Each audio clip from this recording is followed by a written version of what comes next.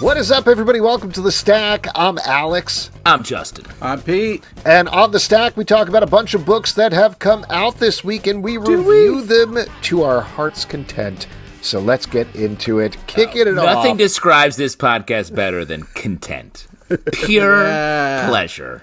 Let's start it off with one of my favorites. Absolute Superman #5 from DC Comics, written by Jason Aaron, art by Rafa Sandoval. This is the end of the first arc of the book, and we are finally finding out how and why. I mean, we knew why, but how Krypton gets destroyed in this new Absolute continuity, while tying it back to Superman's present, where he is dealing with the fallout of Christopher Smith, the Peacemaker, killing a bunch of folks. Pete, you're doing some pointing. You're excited. You're happy. Yeah, Justin, look, it's a cool cover, man. Look at this sick cover, bro. This is awesome. I mean, wow. I put so $500 down on the fact that we wouldn't have a cover you called out as being "quote unquote" cool. Oh man, I lost huge on hard. First one out of the box. Yeah, gambling. This is just gambling. Shouldn't do it. It's a risk. This is great. Just awesome. I love this. Kind of crazy telling of this story. I love the art. I'm having a blast. I love the pace, the action. Yeah, Jason Aaron really knows what he's doing. He's found a way to really remix the Superman origin story. To add emotionality to it and not feel like it's undercutting it or doing it as a gimmick. It feels like simultaneously really inherent to the original story, but fleshing it out and as it's being recreated for the Absolute line. And that is hard to do, and this book really nails it. The art, I feel like this Superman is always hiding his face from our vision. Which is one of the sort of very different qualities from the Superman of the main DC universe.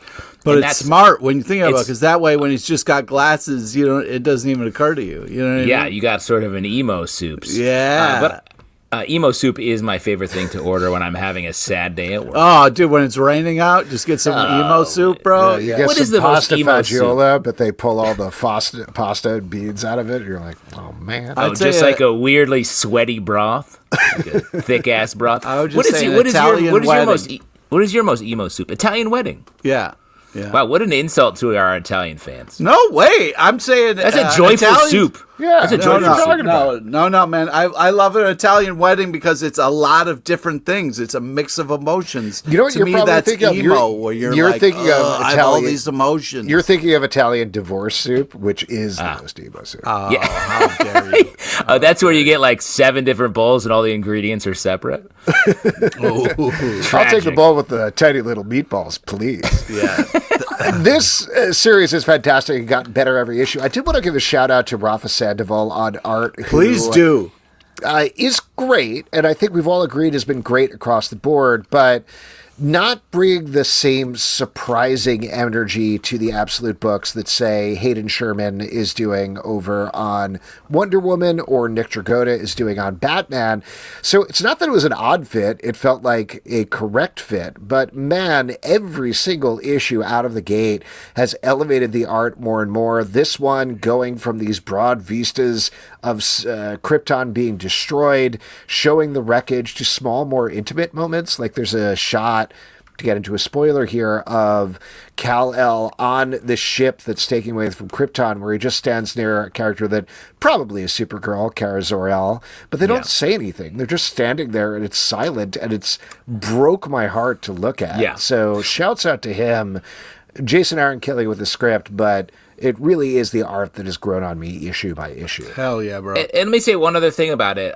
In addition to this sort of obscuring Superman's face, I feel like the boy that we've seen in the flashbacks on Krypton feels very human, while the Superman on Earth feels very alien and outside of the human experience in the Absolute line. And that's such an interesting portrayal as well. It's really just a smart, continuous flip that is really working. One other thing that I was struck by with this issue, which has been very present all along, down to the synopses, the blurbs that they distributed with the first issues of these, where they were like, I honestly don't remember what this one was, but with Batman, it was like, no butler, no mansion, no Batmobile, who is he? And that's kind of the whole ethos of this absolute universe, is what happens when you strip them away. That's what this issue does so effectively, but specifically with the idea of hope. Like, it is trying to take away the concept of hope from Superman, or force him into these situations that are completely hopeless, because the whole narration is like, well, you would think this was what people would do while they're trying to escape Krypton, or you would think that they would escape Krypton this way. And each time you hit a brick wall there where it's like, but that's not what happened. No, this got even worse, and this got more terrible, to the point where one of the most horrible things that could happen to a child happens to Superman in this issue, cutting to the present day where he has been driven to the brink and is like, if I see this guy, if I see Christopher Smith, I'm going to kill him, and I don't want to do that. So this is forcing Superman into a situation that we don't really usually see him in, that frankly I don't want to see him in the mainline universe. But here, I think the ultimate goal, like we've talked about almost every issue, is how does he still be Superman? How does he still bring that hope? Because he has done that to Lois. He has done that to Jimmy. So the question is, how does he bring it to himself? And I'm excited to find out. Yes. What's interesting is, as you were talking about stripping this character down, Justin was actually physically taking off his clothes. So I can't help it. As a classically trained actor, I suit the action to the word and the word to the action. What was even crazier is is the reveal that the shirt you had on, there was a nerdier shirt underneath the whole time. You know what I mean? Like, and what's even crazier for anybody listening to the podcast, Justin is now what's called the full Monty. Yeah, right, exactly. What we all refer to as now, at the beginning of this, when I saw Absolute Superman, I thought, okay, great. It's just going to be like Absolute Vodka, where each issue goes on, he's going to get drunker and drunker. But they didn't. They took it in a different way, and it's a lot more impressive. Take. It's less Absolute Vodka and more Absolute Pepper, if you will.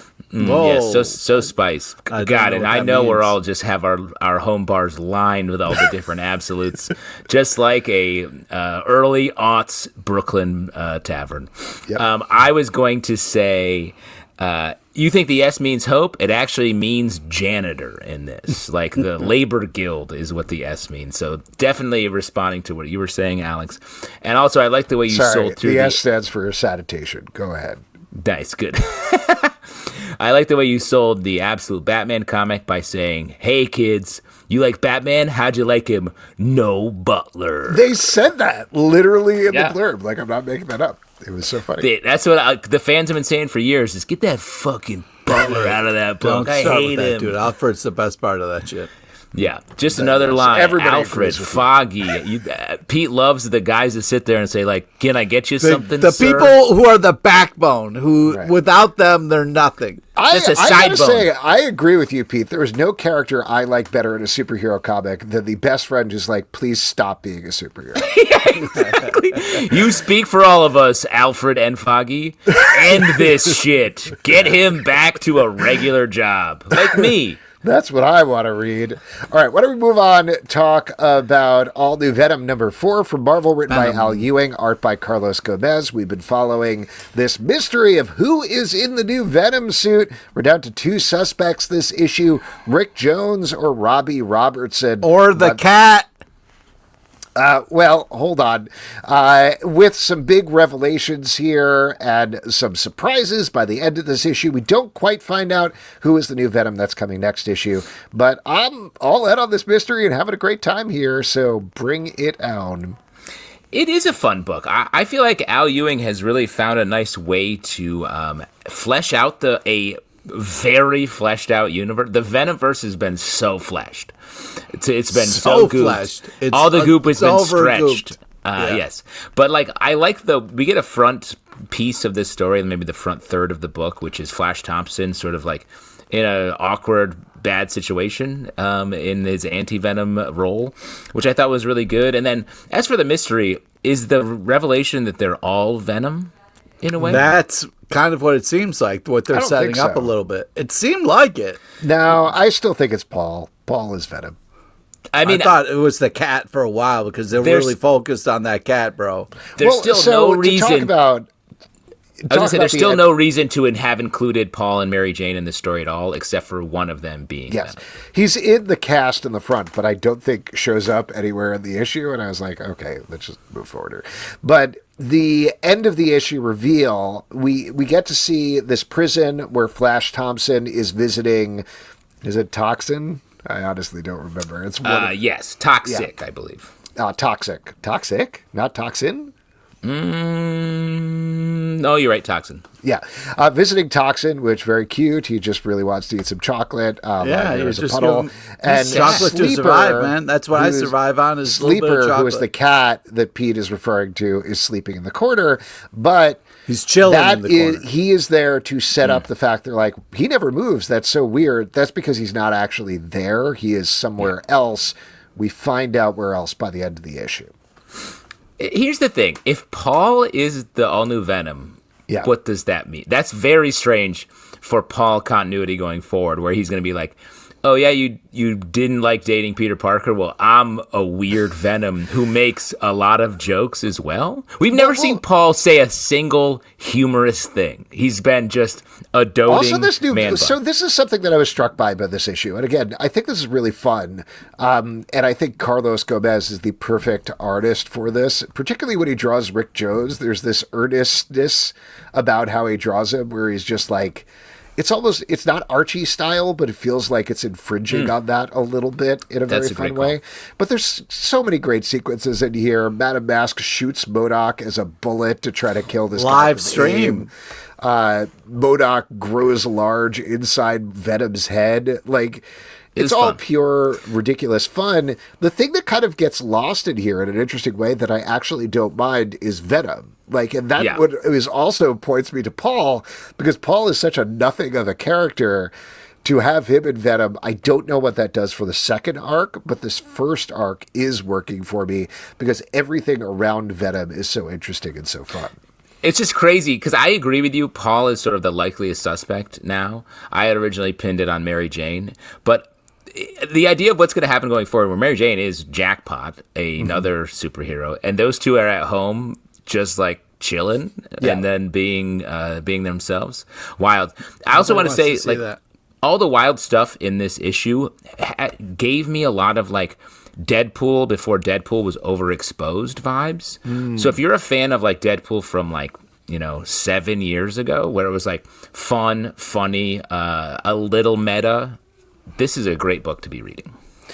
Yeah, I just think the kind of like the reveal at the end is a little bit like, well, it could be anybody. And I'm just like, man, I hope we get to know soon, because it's kind of for me teetering on next issue. All right. Well, we've been saying that for a little while now. You know what I mean? I told you it was issue 5 last month, and I'm going to tell you it's issue 5. Yeah, we'll see what happens. So, or I should say whopping. So, you should say. I won't hold my breath. You should say that. Please do not hold your breath. I would hold your breath. Yeah, it's that reliable. At least through the next review. Hold your breath through the next review if you can. Okay. Yeah, see if you can. Transformers number 18 from Skybound and Image Comics, written by Daniel Warren Johnson, art by Jorge Corona. In this issue, boy, there's a lot of Transformers stuff going on, both on Cybertron and in Earth. And I'll tell you... 6 Starscream cover! Yeah!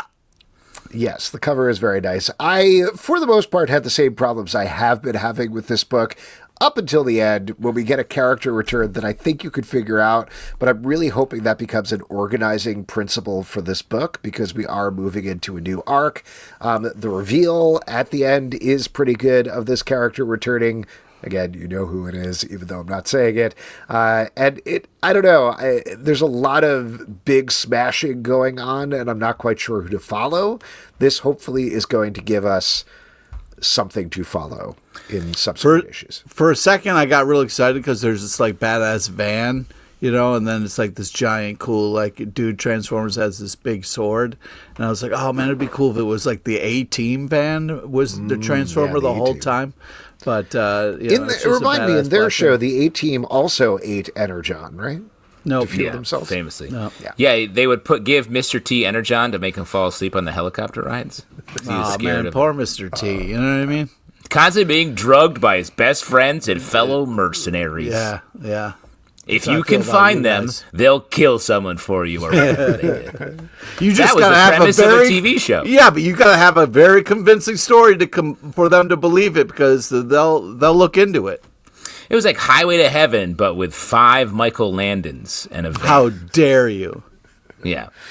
That's a weird thing for you to be mad about. Yeah. About Transformers 18, I just think this comic, I really loved the first arc, the way it started. We were really focused on Optimus Prime and his connection with the humans and the emotionality that he was having. And then it's just been one big middle where Optimus is like, oh no, I don't know what to do with all of this stuff. And then it's been just a swirling amount of activity. This comic would benefit so hard from a clean starting point and a clean story. Yes. Not to spoil something we're going to be talking about later on. It's crazy to me that this is a book called Transformers, and a book we're going to be talking about later in the stack is way more of a Transformers book. Yeah. But yeah, I can hear what Justin is saying, but the nostalgia factor for me is so high. I'm having such a great time, and the art's badass, and this is a lot of fun. Total, would you say, nostalgia shower for you, or how would you refer to it? I would say it's a nostalgia bath, but I just think that, how many nostalgia baths are you taking on a daily basis? Oh, man. Well, it depends how big my stack is. But I do think that this is still fun, and it will, as long as it lands, well, I think it'll be worth it. You dropping a nostalgia bath bomb in there? Just man. The smells of the 80s? And when you're saying how big your stack is, you're talking about whether it's a cold water bath or a warm water bath, right? Yeah. Shrinkage! No, I'm talking about the number of comics. Shrinkage! We turn into Seinfeld all of a sudden? We always turned into Seinfeld. Batman Dark Sick Patterns. cover, bro. But number 4 from DC Comics, written by Dan Waters, art by Hayden Sherman. The first arc of this book, first 3 issues, were their own done in 3 case. Now we're going to have another new case that is kicking off this issue. And this is utterly fantastic. Justin, I know you said on the live show, Hayden Sherman has been doing the book all along, but they kicked it up to another level with this issue. The art on this is sick. Absolutely wild. It feels like a natural extension of what J.H. Williams III was doing on Batwoman, but with a very different focus, because this is about Batman going through a building that echoes and is built weird, so he can't follow sound to find a cop that's locked up in there by some bad guys. It spirals out from there, but awesome issue that feels like Batman in the middle of The Raid, the movie. Oh, great call. Oh, wow. Great. It's almost like Batman's a reverse Daredevil here, where there's too much sound that he's annoyed by, I think, throughout this whole arc. And, yes, the Hayden Sherman art, the J.H. Williams is a good comp, but it's sort of the flip where instead of, interesting panel breakage in the J.H. Williams run, there's no panel breakage, but different characters and moments are sort of laid on top of each other in a really unique way. That's really cool. I was saying this is like an art book, and it's more that before on the live show yesterday, it feels like this is more like it's just like a weird idea basket book, and we're getting this what if the building was fucked up that he has to do something in, and it's cool. The building is literally a character in this. Yeah, I do like the kind of the stakes of this. It's really a lot of fun. I agree. The art is amazing, and the stakes are high. He's not comfortable. He doesn't know what's going on. He's got to kind of work his way through this building. The villain reveal is the only moment for me, just because I thought it was great. I loved it too. He's just a dummy, for lack of a better word. So I just think that it's not as much fun. But thank you. But we'll see how it goes. I'm still all in on it and having a blast. But I was that was my only Well, I'll tell you, the villain, spoiler here, is Ventriloquist, who I agree with you. It's a weird villain. Scarface is the villain, bro. Yeah, it's hard to wrap your brain around, like, is it the dummy? Is it the ventriloquist? What exactly is going on here? But that is the essential core of that character. No, I know. But it doesn't seem that threatening is, I think, what Pete is getting at. But what Dan Waters and Hayden Sherman do here, I think, is amp up Scarface to a level where it is weird and wild and dangerous. And I definitely want to know more in the next issue. Yeah. Why don't we boom go over to the One World Under Doom room with one official issue this tiny week. Room this week. Yeah, we could probably talk more about this event as a whole, but let's just keep it to this issue for the moment.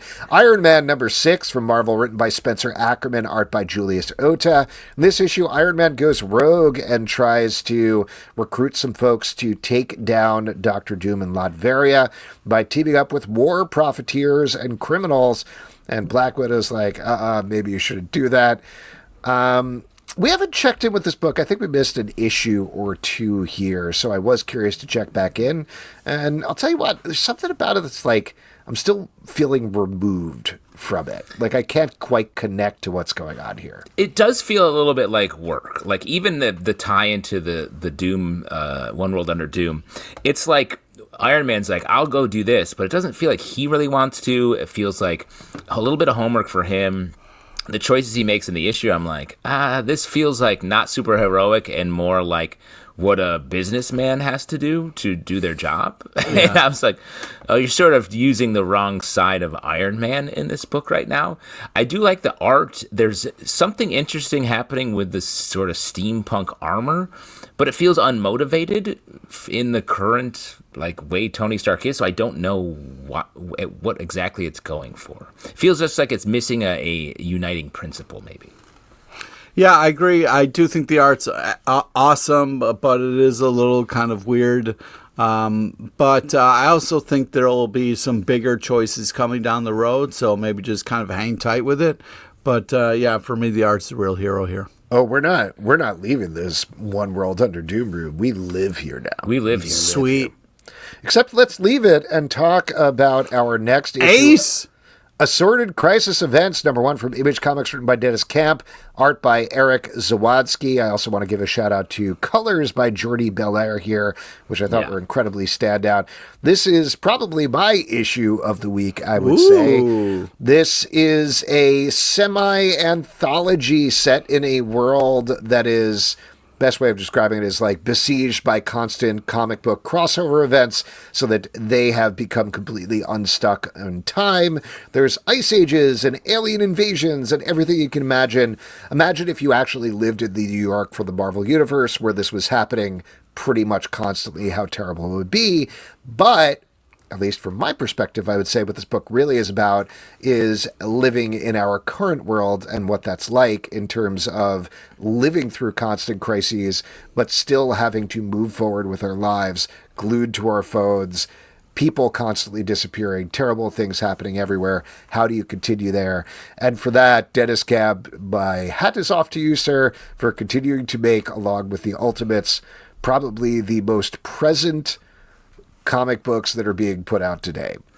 I was going to say something very similar to what you're saying. Like, this comic book feels like of the moment more than I just don't know how you could capture anything more of the moment than what they're doing in this first issue. Not even just the premise of the book, but the layering here. We have a character who's like just trying to go about her day, but constantly bombarded in the outer world and on the phone. She has her phone in her hand and it's like flashing red the whole time. That is just such a true experience to my day to day where I'm like, oh no, this thing in my phone. Oh no, this sad thing's happening in front of me over here. And the other layer that I thought was really cool is part of the bombardment is her street is constantly being used as a Hollywood set. And I thought that was such a smart metaphor for constructed crises that actually don't have ramifications but are stressful and affect our lives. And I don't know. I just can't. I feel like this comic was written and handed to me this morning, when we got him. Like, it just, because it's so right now. It's amazing. Yeah, I do agree with what this comic is saying. You know what I mean? It would be a nightmare to live in New York City and to put up with television shows. You couldn't handle it, Pete. You couldn't handle living near the Daredevil Born Again set. It would be too much for you. I do agree, though, because I've worked on shows and left areas and been like, yeah, we made that area worse and just left. So, yeah, I do think there's a lot of truth and a lot of layers. Again, the Colin Quinn show? Is that right? I worked on a lot of different shows. So you're saying when Colin Quinn got to an area and made things worse? Is that what you're No, saying? I was talking about if you want to get into it, Wife Swap made things worse. No, I know. There is I could go down the list, bro. But anyways, Wife Swap made everything worse. in a lot of ways, and it also broke me. I just think that this is very cool, very unique, very artistic, and kind of very intense to read. But yeah, it's saying a lot of different things. And yeah, I've seen people tank their business for good television. So, it's interesting to see the effects of things on places and people. Two things that I'll say in opposite directions here. One, I also want to point out that it's fun. Like, it is a fun book to read at the same time. Super stressful. Which is such a hard line to walk. It's stressful, but it's fun, but it's also gorgeous throughout. I know it's like a magic trick. Yeah, exactly. In the same way that a magic trick has like what's happening in bunnies catharsis. Coming out of nowhere. Yes. Yeah. Yeah, but the other thing that I was going to say about the entertainment is, yes, you can look at it at the level of, like, literally what do these things do, but also I think Dennis Camp is wrestling with the idea of how am I talking about the current world and the crises that we're constantly facing through a comic book? And is that fair? And can you filter that through entertainment? There's a moment in here where one character in a World War III scene is dressed as a Nazi, and he's like, I'm Jewish. How can I do this? But it's a part, but it's okay. That to me felt like, I'm a comic book writer and I'm creating this thing about how the world is falling apart and I got to sell it through Image Comics, but is that okay? Yeah. That's what we're all dealing with every single moment of every single day. So, again, like we've been saying, not to beat the same drum, but this works on so many different levels at the same time. The magic trick, like Justin was saying, is that it works on every single one of those levels. I definitely, I joked about living in New York City, but I've seen, there's a moment in this book that I think is very interesting where, this dude, it just kind of falls over and then a baby is born out of his chest. You know what I mean? And I'm just like, that's very interesting and a very kind of unique kind of take. But there is something to there's such crazy shit that happens in the streets of New York, that I mean? That I would walk right past it and be like, I'm going to be late. I don't have time for this baby shit. I can't even look at this. And here's the thing, Pete, you're right. There's no way you could live in New York. In the same way we couldn't live where you live and fall asleep in a hammock and have to milk the goat or whatever you do. We couldn't do that either. And just it's hard to sleep in a hammock. Chewing the cud and talking to the neighbors. Yeah, does the goat ever knock you in the hammock and you go around and around like a cartoon? Whoa, whoa, whoa, whoa, whoa, he says. I don't know what's happening. Aquaman number 3, that's what's happening for DC Comics, written by Jeremy Adams, art by John Timms. In this issue, Aquaman is continuing his journey deep into the blue to find out what took away all the connective fiber of the world, which is the water-based thing, like how the red and the green and all those other things connect everything. The other thing that he's dealing with is he may be turning into Darkseid, possibly, but he's not 100% sure.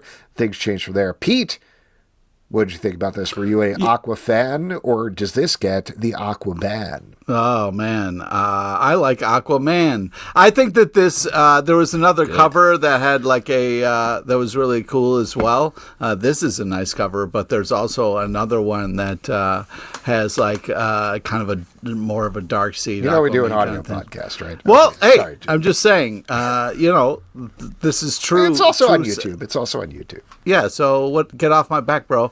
But I do think that, we got this kind of big fight coming, and I thought that this maybe was going to kind of spoil some stuff with the cover of Darkseid and Aquaman and what that transition is.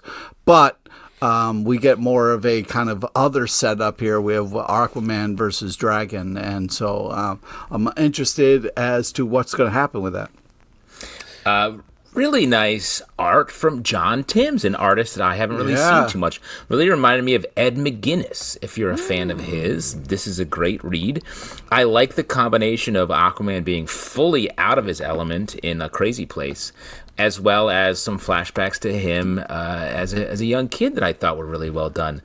There's a great moment in here where Aquaman meets this character... The Rizzler? Nope. Lori Lamaris, and the editor's note is, it says, once upon a time she dated Superman. I was like, what? Oh, yeah. When he was like, Superman Lori? dated Would you really stop in your tracks for someone who once dated Superman? It seemed like a weird, you stopped and were like, Lori? And I was like, I don't know, bro.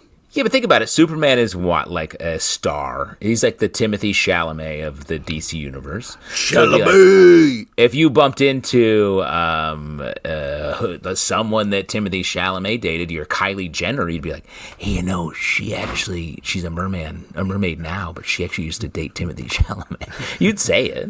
Oh, I would? You would. Oh, okay. Because you keep up on the news. Do you say your editor's notes, Justin? Because I usually just let people read those.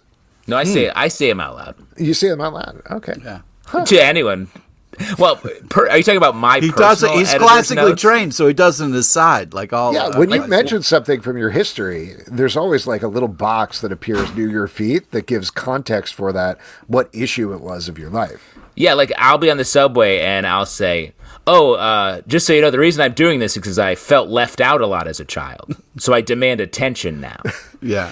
And everyone's like, cool. See the pathetic Justin Man, issue number 25. Ah. That was a Huge, good issue. long It was run. A good issue. Great issue. Yeah. Amazing Spider. Speaking of great issue numbers, the Amazing Spider-Man number 69 from Marvel, written by Joe Kelly, art by Ed McGuinness. Now, even though on the YouTube version of the show we're showing a One World Under Doom cover, this is actually Doom Room! The 8 Deaths of Spider-Man branded with a tiny little One World Under Doom branding on the side of it, as well as the Amazing Spider-Man. So lots of stuff going on here. Also, it has nothing to do with One World Under Doom, not really, where Spider-Man died. And so one of Sidorak's kids is starting to realize she has feelings. The last daughter, bro. Yeah. Not for Spider-Man, but just feelings in general. She just loves humans. She's like, man, why am I care about these people? They're just such underdogs. You really root for these fucking bastards, you know? Here's the thing, we're joking about it, but I honestly think she's the best chance of being Spider-Man's girlfriend going forward. Syra Sidorak, or whatever her name is. Well, after you save somebody's life, I feel like that is kind of like a, hey, maybe. And think about it. She's red, and Mary Jane has red hair, so she's like a big ball of Mary Jane hair. So yeah, exactly. That's how attraction works, where he's like, you're red, but you're redder. I love you more. And so that's, I mean, we're joking, but that could also be true. I think there might be a relationship. I have a question. Here. So how many issues was he dead? Was it 3? Do you think if Spider-Man went to a bullfighting ring and he saw one of those red capes, he'd be like, homina, homina, homina? Like, yeah. Daddy likey. He was dead at the end of 68. He remained dead throughout 68 deaths. And now he's back for 69. Oh, okay. Nice. So, wow, not even a full issue, really. And there's no sexier number than 68 deaths.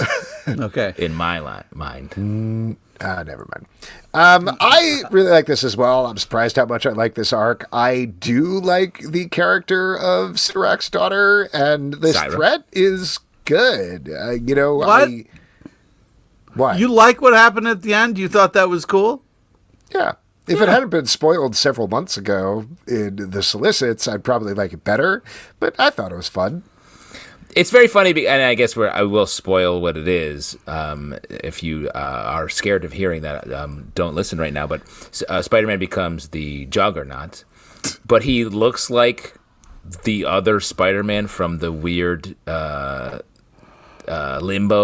crossover. He what's looks his like name? He was in the Hulkbuster the Spider-Man is Deadpool. what he looks like. Yeah, no, I know what you mean. He was in the Deadpool Spider-Man who Rec Rap. Rec Rap, yeah. But he has another name now, like Shift or something. No, that's a different guy. Yeah, it's a different guy, dude. Rec Rap is the large Spider-Man from Limbo. Shift, or whoever it is a clone of Miles Morales. But he's also sort of chunky. But he's also large, yes. They both have their large doubles that swing around and can't really talk. Great stuff. I can't believe those are different guys. I know, but they are, though. It's comics are wonderful. Redcoat number 10 from Ghost Machine and Image Comics, written by Geoff Johns, art by Brian Hitch. In this issue, Redcoat is meeting Annie Oakley, getting into a shooting match with her. Justin, you've been on a high after the past couple of issues. Redcoat doesn't keep up with this Justin, issue. you've hung out with Annie Oakley. I mean, in some ways, yes. I grew up in the country. I do think this is fun. I mean, these issues are, or this issue, I should say, not a lot of them, but this is pretty light on like things happening, but it's fun. It is fun. And I like this character. I like Redcoat. I like Annie Oakley. We're moving from this standalone issue, which is on the heels of the Johnny Appleseed issue, which I thought was also good, into a 3-part arc that feels like it will have a little more depth to it. And that's a nice cadence of we're getting sort of a couple of lighter standalone and then in deep into something that'll have a little more emotion and feeling, which the arc previous to the Johnny Appleseed issue dealt with the relationship between Redcoat and Einstein, which was very surprisingly heartfelt. Yeah, this comic keeps surprising me. I think that's a good word, JT says. And I love the fun that they have. And it's fun to see Annie Oakley being like, finally, a challenge. And the shootout that takes place is a blast. And so, yeah, I think I'm keep trying to walk away from this comic, but it keeps pulling me back in with all Why this do you fun. keep trying to walk away? Yeah, where are you going? I don't know. I don't like the name Redcoat. Because you're so American. You're such a patriot. I'm so American. DC versus Vampires, World War V, number 7 from DC Comics, written by Matthew Rosenberg and Joey Esposito, art by Otto Schmidt and Pasquale Quilano. God damn it. In this issue, Darkseid is attacking the vampire-ridden Earth, and since this is a different continuity, nobody knows who Darkseid is, which I have to keep reminding myself about throughout reading the issue. Yeah. Whenever somebody's like, who's that guy? I'm like, wait, you don't know him yet. You haven't met yet. And in the backup story, we're getting the second part of a crazy dark Animal Man story that is a real punch in the gut, if you ask me. What'd you guys think of this one? Yeah, I mean, fun cover. Yeah, I'm having a great time with this. I did feel like with the, spoilers, but the vampire deer at the end, it was a little bit like jumping the shark. But other than that, I was having a blast. I mean, it's great. They've been able to take a wildly wide continuity that we talked about in the first couple issues of this series, and find a way to give it an organizing principle and something for everyone to come together over, while still having just great little mini characterizations of all these characters, and it's a weird mix of characters as well. And then as for the Animal Man story, deeply upsetting, but really well done. All right, let's move to our next crossover. The X-Manhunt is on. Oh, man. Yes. In two issues. Two issues this week. First one is X-Men number 13 from Marvel, written by Jed McKay, art by Netho Diaz. And the second one is X-Factor number 8, written by Mark Russell, art by Bob Quinn. Professor X, as we mentioned, is on the run. Storm is attacking the X-Men. And Professor X now has taken over Beast. And a bunch of other things are going on, leading to a big reveal at the end of the X-Factor issue. I believe we were, I'd say, generously mixed negative on the first 3 parts of this. How do you feel it's going now that we're up to part number 5? And we can talk about each issue individually as well. But yeah, just on I think that the art on this X-Men book is so great this issue. The Neto Diaz art, like there's a great moment about the cover. Juggernaut's cool cover. Juggernaut's helmet gets smashed open. Really just awesome comic book art. There's a great Quentin Quire, Professor X sort of psychic showdown, astral battle, which is I also thought very, very well done artistically. But I think in general, there's just not enough spine. It feels a little bit like just this manhunt feels chaotic in a way that doesn't feel like I'm reading a crossover. It feels a little just like each book is like, oh yeah, and he's sort of here, and then he gets away a little bit, and he's fast that way. So, like, I wish it had more. I wish it did feel more like an Executioner's Song, which is what this event feels like closest kinship to in the X-Men crossover canon. And the other thing I think, in reading this issue and comparing it to Uncanny X-Men, a book that we thought started super strong, I think, and then has been a little wobbly. I think these books split the psyche of the X-Men universe, and Uncanny X-Men was just like all emotion, all character, and this book is like all like continuity and like big action, and they should actually just check that mix a little bit, like remix that, combine a little bit more, and then go off on their separate missions. Oh, that's interesting. Yeah, I agree with some of that. I also think that like there's some interesting things. There's a lot of stuff going down. I really just wish they would let Lollipop Xavier die, because I really don't ever want to see that fucking helmet again. But speaking of helmets, Ileana has some fun hide-and-seek helmet moments there with Magneto's helmet. And so that was unique. Just kind of, stealing helmets, she's just living her best life. Wow, that was the helmet take from Pete LePage. Yeah, the positive and negatives. I do think these two parts were marginally better than the previous parts, just for the sheer fact that they took place kind of like as a continuing story, one fed into the other. And granted, the X-Men issue fed off of Storm, but it was still very hard to hold on to exactly what was happening here. At least we're getting something continuing, but I still don't really know what is going on with Xavier or what he wants. Like, we started with, oh my God, my daughter is in trouble in space. And everybody's like, maybe she is? I'm not 100% sure. I think she is. Okay, but like, they're like, no, he has a tumor that causing his psychic abilities to get out of control. And also, nobody seems to be chasing him. And his thing so far is like, I got to get my daughter. And then he was like, I got to get my helmet. And by the end of this, he's like, I got to show you this egg. And then somebody else shows up and is like, I'm going to take you to another place. So I don't know what he wants or what he's doing. Again, there does not seem to be an actual X-Man hunt as part of this, because he's kind of just wandering around most of the time. So, an old guy is loose on the lawn is basically what's happening. And, yes, that's a good way. It's in the middle of a Easter egg hunt that is super sick. But the thing that worked me is, I know you said you liked The Art of X-Men. I just wanted to turn it over to the X Factor.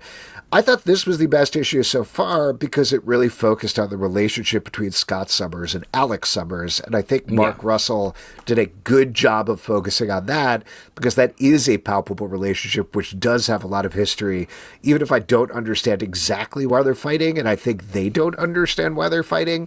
At least there's something emotionally to hold on to there. Well, and I think that it's funny you said, like, oh, yeah, they're chasing the egg. And I was like, oh, weren't they just chasing a seed 2 issues back in this? That also didn't. The thing with this is it's just all MacGuffins, and we don't know what the actual thing is when we should. Like, I wish it was so organized around the idea of Professor X has to, like, take a psychic, like a, what's it in Harry Potter, the Voldemort Horcrux? It's like he has to go get his something he left in each member of a different team's brains to go put his brain back together and go into space or whatever. So there was a reason why he kept bumping into people, because it just feels chaotic. Yeah. The other thing that's struck me as really weird is they kept talking about, like, my God, his psychic damage is hurting so many people. Have we seen any people that's affecting at any point? Like, it feels like a thing they're making up. that doesn't actually like the characters are making up. But it's also like, why do we need that? He's meant to be hunted because he's a criminal that they're all mad at. And he's meant to go to space because his daughter's in danger. So why are we having this psychic thing that's sort of like, what is happening here? Also, his psychic power's working well. He beats Quentin Quire pretty soundly. Yeah, he seems fine. He seems totally fine. I don't know. So, yeah, this is the 300th issue, and I want to kind of start by saying some positive things. I love when they show all the kind of covers. It's a nice little thanks thing for starting they do with for that. 300. And, I don't know, man. This is really weird. And, I know Easter's coming up, and it's a nice reminder that the peanut butter cup comes in the egg form, you know what I mean? Yeah. And that's only a certain Candy time of Freak. year. The Candy Freak is entering the chat. So, like, I know that's important, but this is getting a little weird here with this Easter egg hunt that's going on. I am because interested I don't to find understand out what who's one egg inside is going to this do. egg. Do you think it's Jesus? Well, that's the thing. Is somebody inside it, or does that egg mean that somebody can die and they can use that egg to bring them back? Wasn't there some comic book that said that Jesus was the first mutant? Am I making that up? I don't remember what either, or that was featured in a Wizard issue of Wizard years ago. I mean, the mystery of who is in the egg does feel like something that will play into these X books. Isn't it Howard the Duck's daughter? Isn't that what we've already? I don't know. I mean, I don't want to spoil too much, but this is going to spin into the next event, which is X Egg Hunt, to tie into what Pete's saying. So we'll find out then. Good luck. Find the one with like a $5 bill in it, and you'll really. Oh yeah, man. Yeah. Or the Offie Komen. No, nobody. All right, The Hive, number 2 from Image Comics, written by A.J. Lieberman, art by Mike Henderson. This is following a crime world where these criminals can converse to each other like bees. Yes? Oh, yeah, please explain. Please continue explaining what's happening in this. Yeah. And I'll tell you what, that Mike Henderson art is great. I love Mike Henderson on art. I don't know if you guys read Nailbiter by Joshua Williamson. That is a great series with some excellent Mike Henderson art, and it was wonderful to see him again on this series, and that's my explanation of what's going on. I agree. The art's really great. There's some weird, fun twists and turns that are happening here, and I'm going to keep reading. Hopefully it'll become clear later. I agree the art's cool, but like this book is wild because they're like, hey, you do bee stuff? Everyone's like, yeah, I do bee stuff. Yeah, and then the other half of the book is like, I'm just solving a regular crime. And they're like, and it's like, why are you, is half of the people talking about like where they're like, I hear bees, or like I'm listening to bees or something. You've never been at a party and someone comes up to you and is like, hey, you do bee stuff? Like, yeah. Oh, yeah. Yeah, but that means butt stuff, right? The letter B. Yeah, but they're talking about... I thought it just meant Pete, to, when they're talking about sniff your honey. You know what I mean? No, when they're talking about their beehole, they're not talking about the hole that you stick your hand in. Oh, man, I thought it was just all honey related. No. Nice, yeah. I mean, it could be. It could be. Yeah, whatever takes you where you need to be. What parties are you at, Pete? Who's coming up to what party? People come and whispering you stuff? Oh man, hey, you into bees? Green Lantern Corps number 2 from DC Comics, written by Jeremy Adams and Morgan Hampton, art by Eau Claire Albert and Fun cover.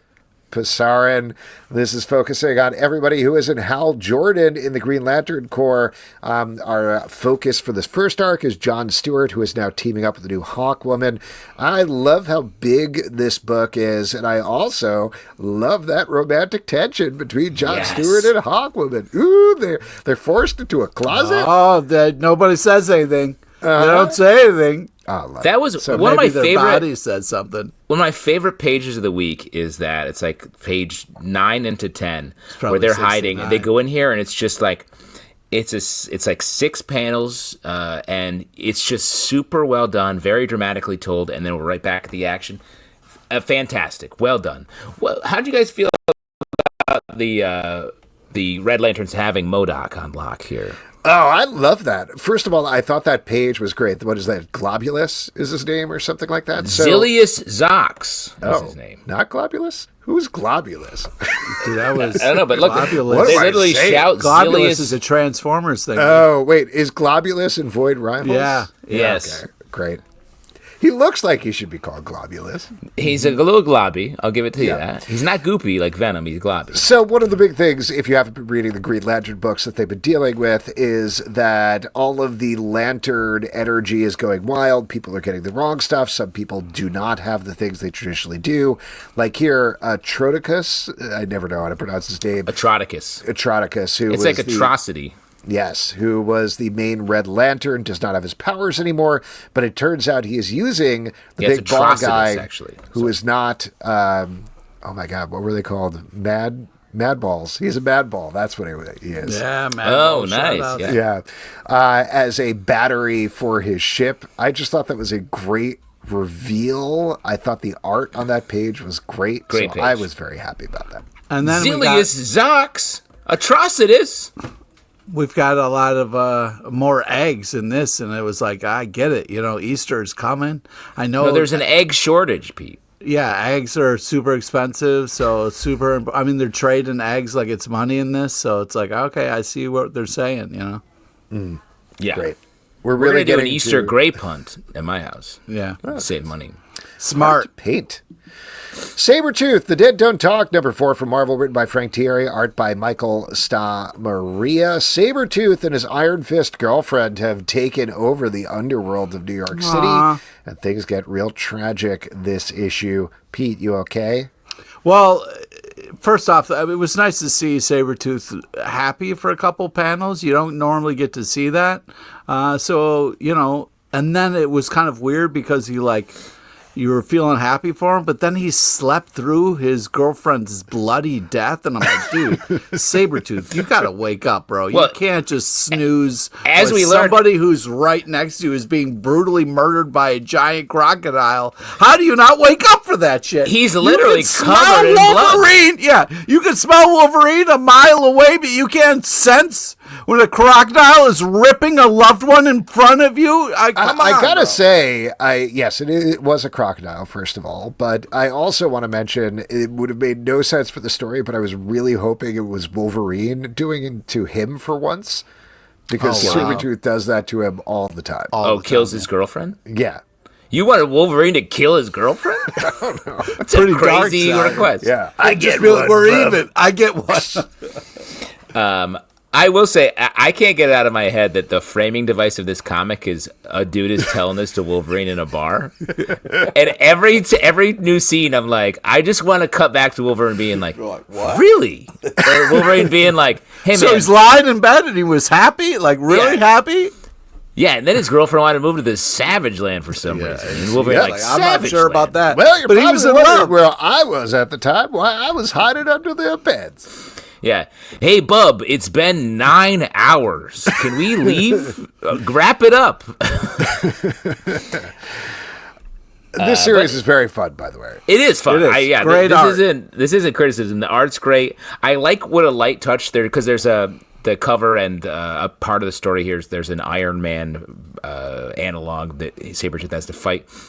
I like they're doing just a little bit of like, hey, look, some Marvel stuff from the past, but they're also just doing a ton. Frank Thierry's just doing a bunch of new stuff with Sabretooth having different relationships in a different time period, and that's great. That's the right choice. Like, not being like having to watch some dude being like, I've built this armor out of iron.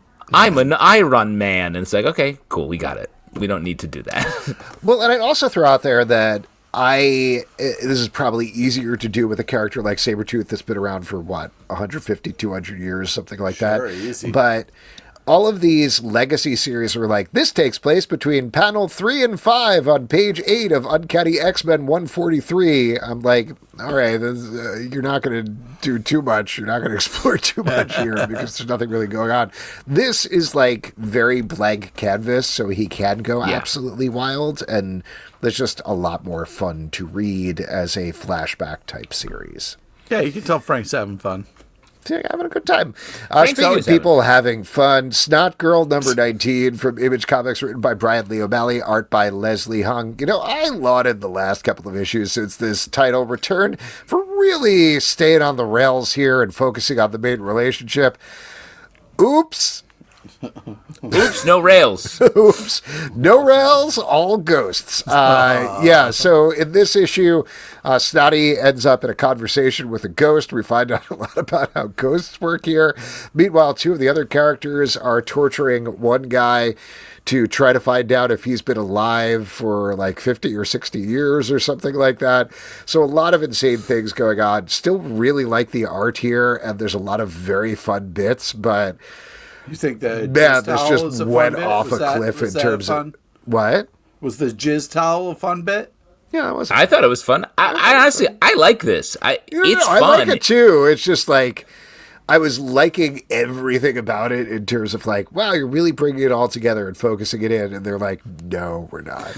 It is weird that the departure where it was focused on like just a series of like interpersonal, sort of tight interpersonal relationships, and then this arc is like. Not at all dealing with any of that. Just fully removed from it. I will say, how do you think? So this ghost that Snotgirl's talking to is very up to date on lingo. Like she's speaking like Gen Z, Gen Alpha. What do you think a ghost is picking that up? Is a ghost like... Well, they can listen in on a lot of young people conversations. You know what I mean? But how does a ghost get access to TikTok?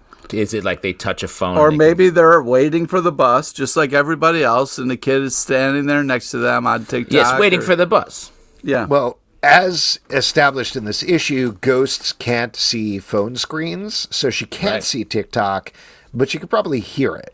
Yeah. Is the main thing. Wow, way to explain that away, Alex. A lot of fun jokes in this book, though, as well. Yep. I disagree, but I know Zelbin's having fun, so that's the important thing. Okay, Justin was the one who just talked about having fun, but sure. Yeah, Snotgirl or not girl. Pete says not girl. From the world of minor threats, welcome to Twilight #1 from Dark Horse Comics, written by Matt Fraction, art by Michael Allred. This is an anthology series set in the world of minor threats, and here we are focusing on a guy who is kind of like Hawkman if Hawkman couldn't fly, and ended up being, to shout out one of our faves here on the podcast, Michael Landon, in a TV show, traveling around and helping people. And then years later, while he's on the con circuit, he sort of wants to regain some of his old glory, but it's not quite working out. Justin, I know this is one of your favorites of the week. Yeah, Justin. I like this. It's funny, when we're talking about comics like we do, we often lead with the writer sort of like, oh, it's interesting. You can see the influence of the writer and how it's affecting the story and the art, whatever. This feels like the flip, where the Mike Allred art feels like such a Mike Allred book.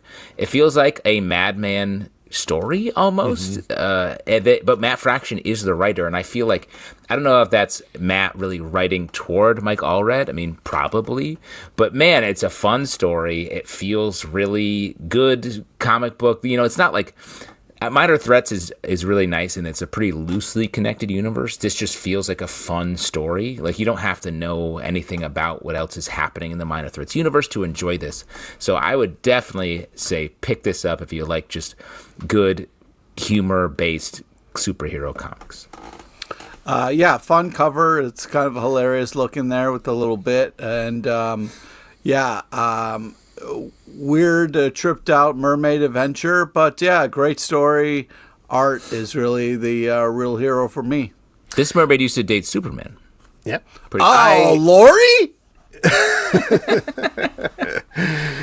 At what point do you think Superman realized that he's only dating people with LL as their initials? And do you maybe think that's he what ever turns is him like, on. am I destined to be with Lex Luthor? Well, I think. here's the thing. That's what, like, Superman. I get those mixed up all the time. Superman's on the set. He's on the set of Full House, and he's like, Lori Loughlin, hello. I'm involved. Yeah, and now you get Superman and Pete confused because Pete is always taking off his clothes in phone booths.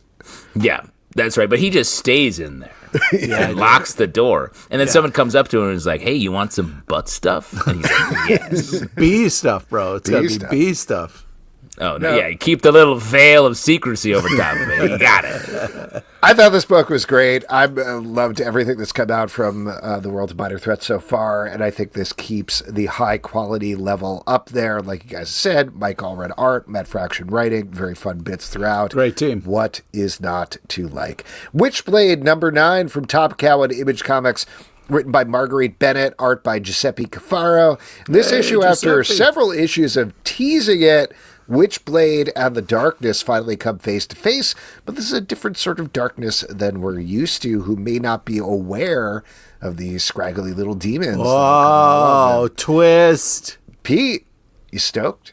Feeling good? Yeah, bro, I'm feeling good. Finally, the Witchblade versus Darkness showdown that we've been promised and teased for issues. Great action. Love the art. Always kind of sharp faces with, just those tight corners, the pointy noses. It's fun. It brings me back. And, I'm very much enjoying this, and I want to read more. This comic definitely captures the, 90s comic, 90s emo comic, very self-serious, very, I have to do this. The organized crime element is affecting my witched blade armor that I pop out sometimes. I don't quite know how how the Witchblade armor sort of works as, sort of a gift and a curse. Because it feels like a lot of her problems could be solved being like, well, I am a kick-ass superhero, so why don't I just do that now? But very emo, but very good. Dark Pyramid, number 1 from Bad Cave Studios, written by Paul Tobin, art by P.J. Holden. When a woman's boyfriend, I believe it's her boyfriend, disappears while exploring a mountain, she goes after him along with a lot of other folks and discovers that things are darker and disturbing than she could ever imagine. I think this is another winner for Bad Cave Studios. It's a really disturbing supernatural mystery. It's like True Detective Night Country, but taking it million steps even further. Plus a lot of fun stuff about YouTube influencers and that whole culture. Really like this a lot. I mean, what stood out for me in this is just great scene work. There's the way that the live stream scenes work in this it was just really well done, really smartly and concisely executed. And there's a great scene at the end where our main character, after sort of wandering and not knowing what's happening, is woken up in a moment of a scary moment. And I just thought that was really well done. The information of how her death is going to be explained is said so many times that I don't know. They're going to kill you and pretend a bear did it. And I was like, okay. Yeah. And then she says it again. She's like, no, that's what they're doing is they're going to pretend a bear killed you. I'm like, I know. Are you trying to scare her? And if there's not a bear here, why do you keep saying that it's a bear? Yeah, but I think it's an important part to reiterate. You're not thinking about the scary bear. You know what I mean? Yeah. But there's no bear. But that's the thing. Is the bear going to scoop out the honey inside of her through her beehole? Well, let's hope so. There is a fun kind of monster reveal in this. That's really great and kind of a fun twist on an evil bear, if you will. But I want to keep reading. I will this not. Is a blast. Pete, is that how you'd like to go? Have an evil bear scoop out honey through your beehole? No, I don't want to be the pot in that story. I would rather go out like Archie trying to fight a fucking bear. You know what I mean? Oh, wait, so you're going to die by bear. Yeah. You just want to be facing I'm dying by bear. There's I got lucky once in life versus a bear, and I feel like the second time around the bear's going to win. I hate not knowing this story already, but how did your first bear encounter go? What happened? I was in the Adirondacks and walking down the street, and then I heard a rustle. It was a dirt road. But I heard a rustle and turned, and there was a bear walking the other way down the street. And other way? Off to work? Just tip its hat? Yeah, he was clearly just about to clock in, you could tell. And, It's a living, it said to Pete.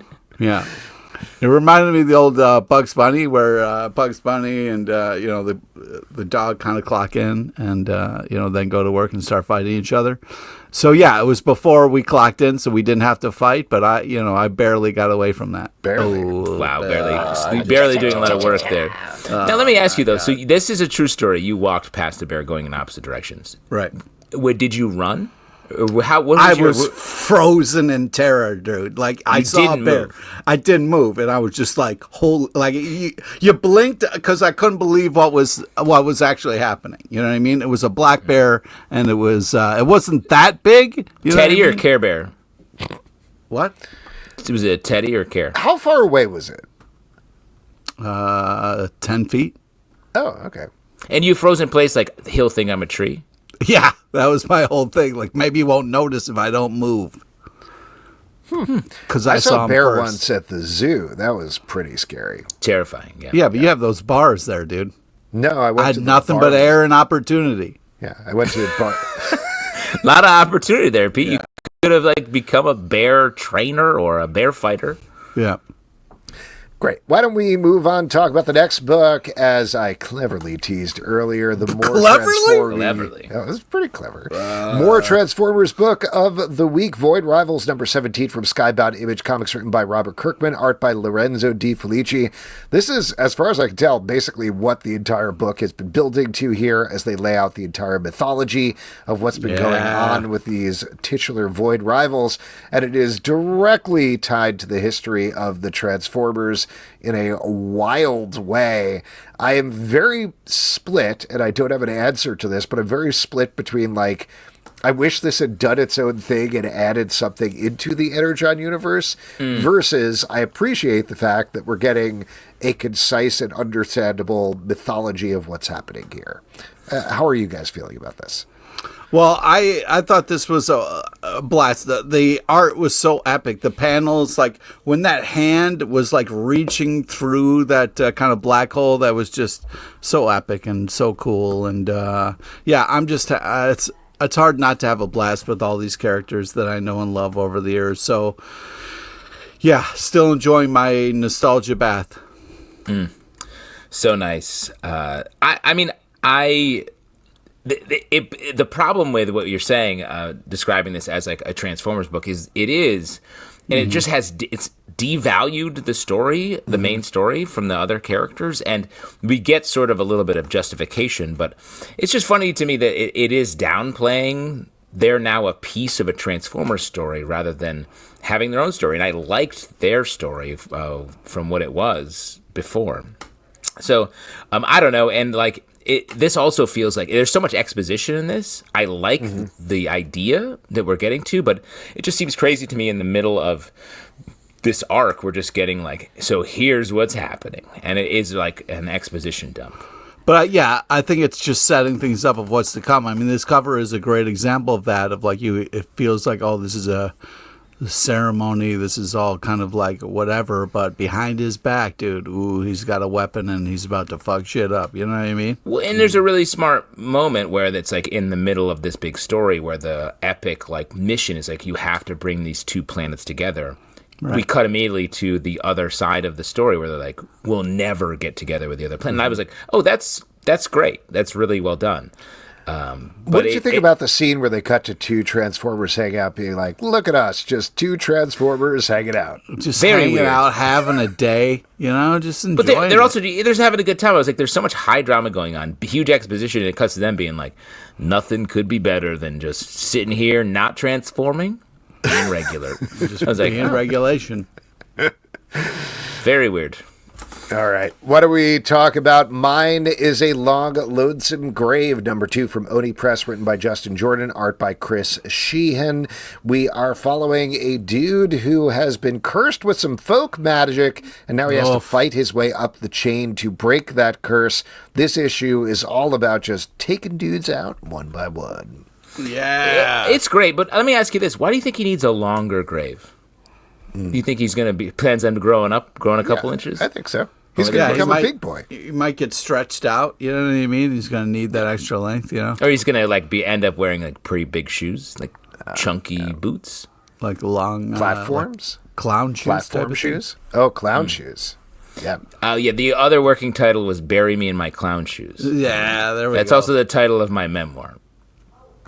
Yeah, I think this is gruesome. You know, the start of this, you see a dude like stake through the eye, which is super gross. But you got a lot more gross stuff in this. It's interesting and the well written, and the art's creepy as fuck. So if you're into that kind of stuff, there's plenty of that for you here. I like this super dark story. The art reflects that, and this guy is just on a mission. It reminds me of like a classic. What was the Bob Odenkirk movie Nobody? It reminded me of that for some reason, where it's just like he's just trying on this tough mission, and he's not enjoying it, but he don't mess with the tough old guy. You know what I mean? Yeah, dude. Violator, speaking of tough old guys, number 6 from Image Comics, written by Mark Andreyko, art by Randall. This is the final issue of this book that has been following the history of Violator as told by Violator, and we bring it up to the present day. I am shocked how much I've been enjoying this series, and that kind of continues with this issue, which I thought had some really good like splash pages throughout, showing the Violator throughout history. The one quibble, not even a quibble, the one bummer I have here is it feels like it was written being like, could have had 300 issues of a Violator book, and here all they are in this one issue because we got to wrap it up. See you later. Goodbye. Well, I mean, I could have never expected I'd be learning so much about the underlying, crushing human philosophies of our existence from a book where the main character is a toothy clown. Yeah. But that's what we get here. That's where the life lessons are, my friend. You know what I mean? We get a big retrospective on the highs and lows of Christian faith and mythology from a dude who's like, I have a blue face because I'm a clown who is mad. Here's my question. I eat rats. I eat garbage. I can't remember for the last issue. Did they establish why he's a clown? I thought for sure we were going to get something like, oh, and I jumped into this clown skin because he's the humanity's greatest nightmare or whatever. And we get a little bit of that, but it's pinned on John Wayne Gacy, which I was like, yo, okay. Really going all the way with it. But I guess that's what the point of this book is. Sure. Yeah. I enjoyed reading this book. Yeah, it's kind of crazy. It's really over the top, but it's also interesting. And, you get some real history here, and you got some angel fighting, and even Spawn shows up where I was like, oh wow, Spawn, I remember him. But yeah, I think this is gross in an interesting kind of cool way, and it's a fun kind of adventure to go on with the old Violator. You're overselling Spawn showing up, because there's only one page where he's like, hey, what are you doing over here? I gotta kill you. Yeah, and that's it. Yeah. It's just and Violator's like, I got to go over that to guy, Spawn guy, that annoying guy. I got to do this thing now. I did like that. I like that bit being like obligatory Spawn appearance was essentially what it is. So very cheeky. It's such an eye roll. He's like, oh, Spawn, sort of a Venom ripoff, just like me, another Venom ripoff. See you later. Anyway, this is all going to lead to a massive action figure empire. Moving on. Babs number 6 from Ahoy Comics, written by Garth Ennis, art by Jason Burrows. This is the final issue of this comedy fantasy series as Babs fights the White Knight for the future of the entire land. Kind of. She's sort of into it for the most part. I loved how this wrapped up. I thought this was a great series that had some really good things to say about toxic masculinity and misogyny, among many other things, and has the usual profane, gross humor from Garth Ennis that you'd expect, but just great, well-paced bits throughout. Yeah, this is just Garth Ennis having a blast, and some really fun art to go along with it, and it kind of set a light tone. And this, if you weren't having fun at the first issue, this wasn't for you. But man, this has been great for Garth Ennis to kind of enjoy this and kind of go on this run. So I was glad to be along for the ride. I love the tonal mismatch of it being sort of a big, goofy comedy with a talking sword with funny hands, while at the same time it being cartoon hands. Satire on masculinity and just like a gory Garth Ennis fantasy story with an interesting main character. So like it really came together in a sweet way. Rogue Sun, number 25 from Image Comics, written by Ryan Parrott and Nick Cotton, art by Abel. We had Kyle Higgins, one of the impresarios of the Massive Verse, on the live show previous week, and they were talking about new jumping on points for both Radiant Black and Rogue Sun. This is the new jumping on point for this, so I thought it was worth jumping back into this title and checking it out. As our Rogue Sun reaches a turning point, and there is a second Rogue Sun, as you can see on the cover page. What'd you guys think about this one? How did this work as a jumping on point? How did this work as an issue? Well, Alex, you're the biggest parrot head on the podcast, so Yeah, I that's gotta right. think you must have been just loving this, you know? I did enjoy this because I do like this title, and I appreciate the character we get as the new Rogue Sun, because that felt like an inevitability from basically the first issue of this title. But I was surprised this wasn't quite a new jumping on point. This was very much a story in midstream. There's so much talking about sort of the struggles that our main character has gone through, and they are reiterated pretty well. Yeah, over the I would course of it, say but- that, it's not as bad as maybe you're saying it, but I do think I don't think I was saying it was bad. I'm just No, I'm just Alex, saying. calm down. sorry. You love I'm getting very parrots. loud here. I Yeah, please. I do think though that the good part is, if you wanted to check this out and maybe aren't as deep in the Rogue Sun as you might need to be, you do get one character that you can kind of start fresh with here. So that's interesting.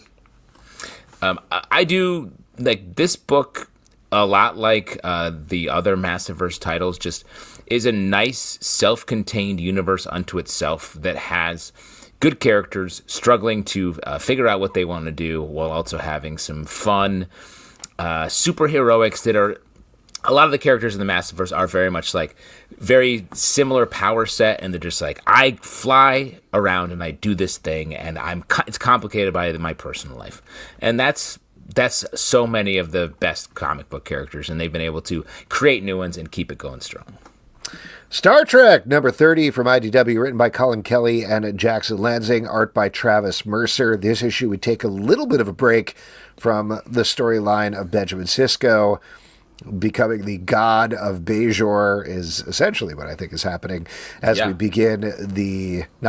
continue the walk to Lore War, which is happening shortly. Here we jump over to Kales II as he travels through time and battles, I believe, the original Kales, among other things. So classic Star Trek time travel. Classic clone of God versus God. When this line relaunched and it was like sort of your grab bag of best Star Trek characters all thrown together on the same ships, I was like, hell yeah. And now we're so far away from that, where we've got Sisko as a cosmic being who's just glowing. We've got getting into, anytime I was watching Next Generation and they were like, oh, it's a Worf, Kales, Alex episode, I was like, okay, bye. And that's what we're getting here. So I'm like, I've just never connected with this stuff. This is a good story, but for some reason, I've just never. There's something about the Klingons getting into their mythology where they're like, this is complicated. I'm like, no, there's just one warrior god you like, and you fight with this cool sword, the cool blade about it. Yeah. And there's a lot of talking about it. And this issue is a chatty issue about Klingon mythology. Yeah, but I loved all the action. There's also a lot of amazing art and action in this comic that I really appreciated. We kind of get this showdown, this cool battle with the sword that everybody loves. So, yeah, I also thought it was really kind of fun and a little different from the normal Star Trek in an interesting way. So I enjoyed this.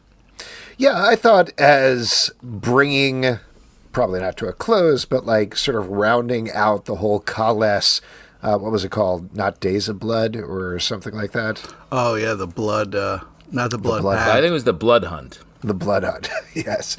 Right, But Pete? bringing that part to a close, I thought was good, but it was a little bit of a bummer for me because I really loved the Benjamin Sisko thing they did over the past issue or two with Tess Fowler on art, if I remember correctly, which I thought was great and just like a real change up for the series. I'm excited about the Lore War thing. Excited about the lore. Opposite reaction when a lore episode would pop up on TNG. I was like, oh, hell yeah, that guy's an asshole. On a show where there's just no assholes. Let's go. I did love the defend yourself line in this. I thought it was cool. Yep. Geiger, number 12 from Ghost Machine Geiger. and Image Comics, written by Geoff Johns, art by Gary Frank. Geiger is trying to control his radioactivity, and so, of course, he's gone to Ash Arden, the radioactive woman, for help. She trains him throughout this issue, leading to a big twist at the end that nobody could have seen coming. Now, do you think... I feel like we've created the perfect opposite for our guy Geiger. Are they going to have a little relation, or is she his greatest enemy? You think they're going to have crazy radioactive Or sex, both. bro? If they do not have crazy radioactive sex, what is going on here? I mean, it's all this dude has talked about in all of these issues is like, my family. I can't get past my family. And if he's like, I'm also dating, it feels a little crazy. Yeah, it does. No, but I think they have sex, and then like she very quickly gives birth to a tiny little nuclear bomb or something like that. Aww, It'll be adorable. a little adorable nuclear bomb. Yeah. They do have a nice little, like, I think she, like, wraps her arm around him in a way where it felt a little like, okay, we're getting there. Yeah, I mean, she can control herself and he cannot. So, the kind of teacher stuff is fun, trying to teach the Geiger how to control his powers. But then the kind of twist reveal. You like that teacher stuff. The twist reveal of the kind Would of you like, say I'm sorry, would you say she's some sort of naughty teacher, Pete? no. And you would be a little hot for teacher, like radioactively speaking. well, Yeah, you're some sort of like bad student, and how can you get your grades up, right, Pete? Yeah. So, Because anyways, I feel like Pete, she's going to end up giving you a big B. You know what I mean?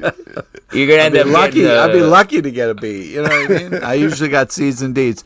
I think the. I have a couple questions about those. C's and D's to B's. Oh boy! You got a D, but D into a B? Can I turn this D into a B? Anyways, Wait, what are you I saying? do Hold think on. the kind of twist we got at the end was interesting, where she's been holding a professor hostage this whole time. So Pete, he's a doctor. I'll have you know. he's probably a naughty one. He's surprisingly the least naughty in this comic. Yeah. I mean, why would he be in jail if he wasn't naughty? That's my big question. I like this. I do like Geiger being in a mode versus the last issue where he was like, shut up, leave me alone. You can't help me. Nobody can help me. I hate all of you. For him being like, all right, I guess I'll begrudgingly accept some help here. His dog, though. We don't really. Yeah, it's forward movement. Yes, he has his dog is missing. Don't worry. They keep updating where the dog is. Like, don't worry, the dog is at the neighbors. And it's like, okay, just tell the story. See him, you know what I mean? Like, So I like this, and I like the twist at the end. I'm curious to see what happens in the next issue. Bronze Faces, number 2 from Boom Studios, written by Shobo and Schaff, art by Alexandra Tkefengi. We are following a group who is re-stealing Nigerian artifacts, I believe, that have been taken by museums or sold into private collections, and they are reappropriating them for Nigeria. I think we generally... Well, I'll speak for myself. I know that some of the action was a little confusing the first issue, but I was very much on board by the end once they were like, okay, we're going to be this gang that does that. This issue, they are a gang that does that, and I thought it rolled out great. There were some really good heist tropes here as they pull off a train heist. There's some nice twists, some classic like Ocean's 11 flashbacks you didn't know this was happening type stuff. So very well structured, very fun throughout, and I continue to really like Fengi's art. Yeah, I mean, I didn't even notice Matt Damon was in this. You know what I mean? Like, that's how good the art was. He really disappears into the roles. It's impressive. Always. He's famous for that. Yeah. But yeah, Matt Damon the in Jane Good Will Robert Hunting. No, in Ocean's 11, you asshole. He was in Ocean's 11? Same character. Yeah. Anyways, the nose plays. I just feel like this is a lot of fun. The train robbery was fun. The art is amazing. I love the kind of like colors, the tones, the designs. Just has a great look to it. And fun last panel where like the line was, "Only the peasants were impressed." Very badass. Yeah, I like this as well for same reasons. I feel like there's a little too much going on. Just from the premise is so clear. Like, I just want to see them do those cool missions. And we get into a lot of characters who just seem like they're appearing in this issue alone. So I want to follow. I just want to feel that heist energy because I think everything is really good with it. And last, and hopefully not least, The Moon is Following Us, number 7 from Image Comics, written by Daniel Warren Johnson, art by Daniel Warren Johnson and Riley Rosmo.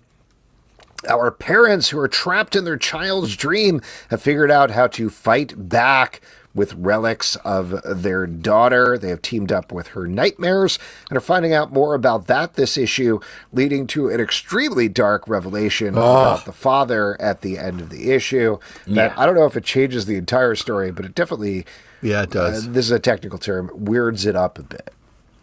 Yeah. I mean, I feel like this book has started to, I think it was a little like wandery or a little lost in sort of the earlier issues. I thought the last issue really sort of like locked everything in place about what we're doing here. And so I think it's working. And then the extremely dark revelation, I was like, oh, now where are we going here? Yeah, I was having a great time until Uncle Geoff showed up. So I'm a little worried about what's to come.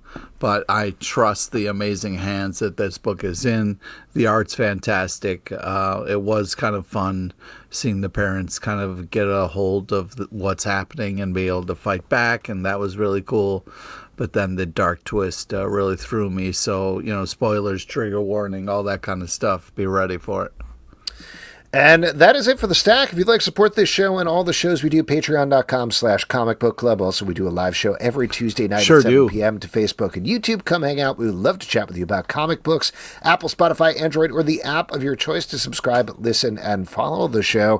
comicbookclublive.com for this podcast and many more. Until next time, we'll see you at the Comic Book Club. And tune in next week. Okay. I was going to say, if you ever see... Do both of your jokes at the same time. I was going to say, if you ever see Justin out in public, ask him to take off his shirt because he's got a nerdier one underneath. Always. Wait till you see the tattoos on my main body. And Justin, now your turn. The main body. Tune in next week when we're going fully no Butler. Oh, no. And the B in Butler also stands for butt.